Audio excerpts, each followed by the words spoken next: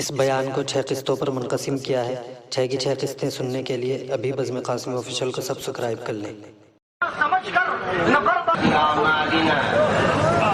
من يهده الله فلا مضل له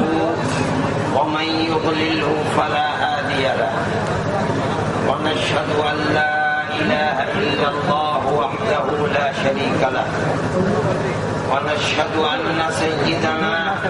ومولانا محمدا عبده ورسوله۔ دیوبند کے معزز جلسے میں شریک ہونے والے محترم حضرات، علماء کرام اور عزیز طلبہ، 26 جنوری کے سلسلے میں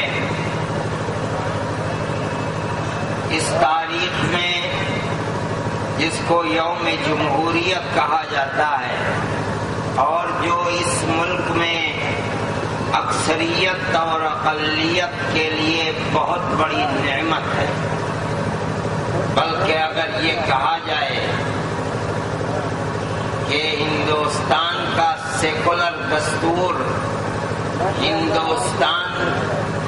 کے بقا اور اس کے اتحاد کی ضمانت ہے تو کوئی مبالغہ نہ ہوگا۔ آج کا دن اسی یاد کو تازہ کرنے کا دن ہے اور ہم اور آپ یہاں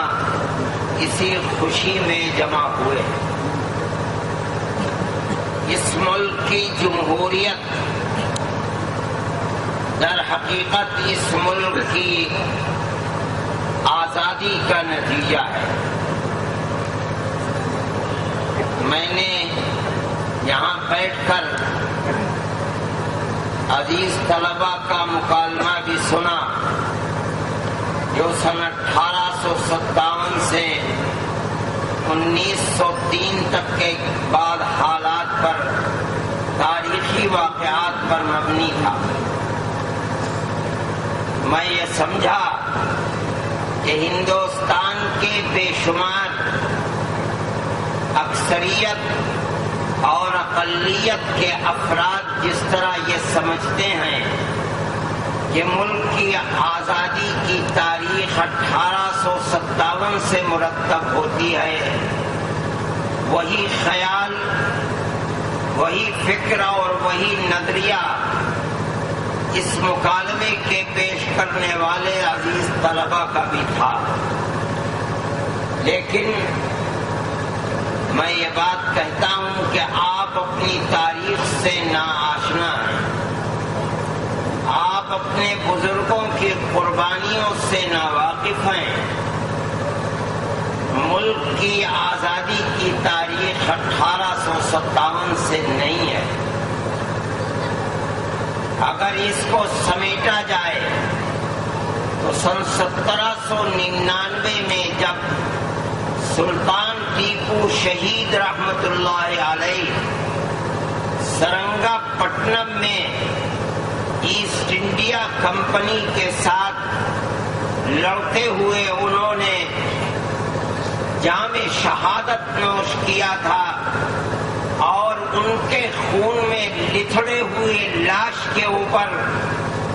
انگریز فوجی نے کھڑے ہو کر یہ بات کہی تھی کہ آج ہندوستان ہمارا ہے۔ ہندوستان کی جنگ آزادی کا سلسلہ وہاں سے شروع ہوا ہے۔ انگریز نے اس خمار میں کہ اب کوئی طاقت ہمارا مقابلہ کرنے والی، ہمارے پنجے میں پنجہ ڈالنے والی نہیں ہے، چھوٹے چھوٹے نوابین کو سر کرنے کے بعد 1803 کے اندر دلی میں یہ اعلان کیا تھا کہ خلق خدا کی، ملک بادشاہ کا، لیکن آج سے حکم ہمارا ہے۔ جس دن انگریز نے یہ اعلان کیا اس دن اس ملک کے سب سے بڑے عالم دین اور خدا رسیدہ بزرگ حضرت شاہ ولی اللہ صاحب محدث دہلوی کے بڑے بیٹے حضرت شاہ عبدالعزیز صاحب محدث دہلوی نے دلی میں یہ اعلان کیا تھا کہ آج ہمارا ملک غلام ہو گیا اور اس ملک کو آزاد کرانے کے لیے جہاد کرنا ہر مسلمان کا فرض ہے۔ یہ وہ اعلان تھا اور ایسا اعلان تھا اور ایسے وقت میں اعلان تھا کہ اس عالم دین کے علاوہ کوئی مائی کا لال ہندوستان کے اندر ایسا نہیں تھا جو ایسٹ انڈیا کمپنی کے مقابلے میں اپنی زبان سے آزادی وطن کے لیے جہاد کرنے کے نعرے کو بلند کر سکتا۔ بلکہ میں اگر یہ کہوں کہ اس ملک کو آزاد کرانے کا شعور ہندوستان کے کسی اور طبقے کے اندر نہیں تھا، اگر یہ شعور سب سے پہلے پیدا ہوا، بلکہ میں یہ کہوں کہ اس انسان کی فراست ایمانی نے اس شعور کے جذبے کو اپنے دل کے اندر ملہم پایا ہے اور اس کا الہام ہوا ہے، تو اس کے اندر مبالغہ نہیں ہوگا۔ اس آواز اور اس اعلان کا بہت زیادہ انہیں بدلہ بھی ملا اور ان کو بڑی تکلیفیں برداشت کرنی پڑی، انہیں زہر دے دیا گیا، ان کی جائیداد کو قرق کر لیا گیا،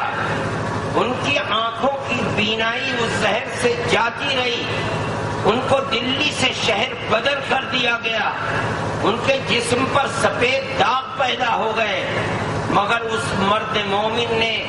بڑی سے بڑی تکلیف کو سہا، مگر جو موقف اختیار کیا تھا اس سے 1 انچ اس کا قدم پیچھے نہیں ہٹا۔ وہ ان تمام سخت ترین حالات کے اندر اپنے شاگردوں کے اندر آزادی وطن کی آگ جلاتا رہا اور اس نے اپنے روحانی شاگردوں کے اندر 2 آدمی اس امانت کو سنبھالنے والے اپنی موت سے پہلے پیدا کر دیے۔ ایک حضرت سید احمد شہید رائے بریلوی اور دوسرے اپنے خاندان کے چشم و چراغ شاہ اسماعیل شہید رحمت اللہ علیہ، ان دونوں کے سپرد کیا اور حضرت شاہ عبدالعزیز صاحب محدث دہلوی سن 24 کے اندر انتقال فرما گئے۔ ان لوگوں نے پورے ملک کے اندر دورے کیے۔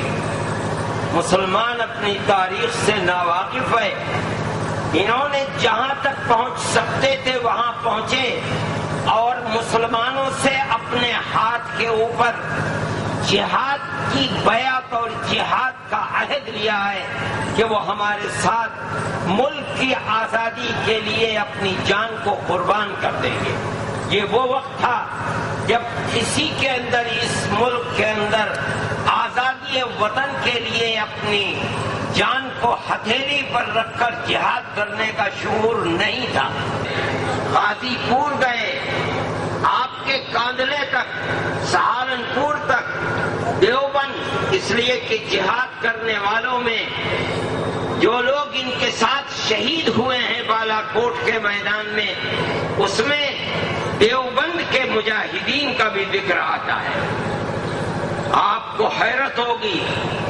کہ غازی پور کے اندر